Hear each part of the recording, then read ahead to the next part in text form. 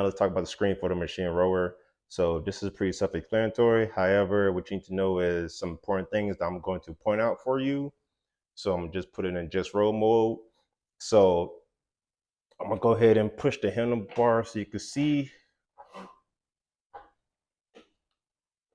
the numbers. Okay, so this right here is your time.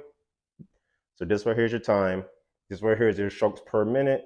A lot of y'all try to go too fast. So the strokes per minute is basically how fast that you're going. A lot of y'all try to be like in the 30s. I even seen some 40s. If that is too much. That's too fast.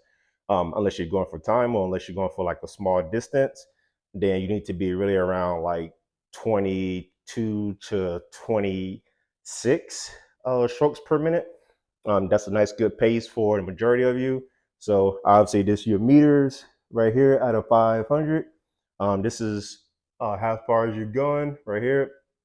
Then obviously this is your split in meters. And then this, if you keep going for 30 minutes, this is your projected.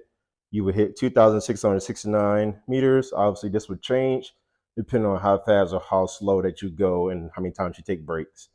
So that's pretty much it. Then obviously you can change the units to whatever that you want it to be. Um, I like to keep it, this is calories. That's good if you do CrossFit. I like to personally keep it in meters or calories.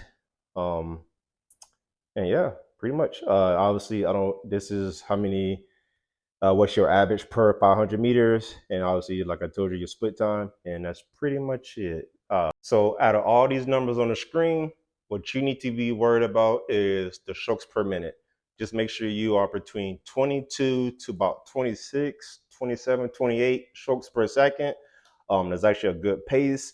If you are an elite athlete or advanced athlete, you're probably not watching this video anyways. Then you can just do what your coach tell you to do.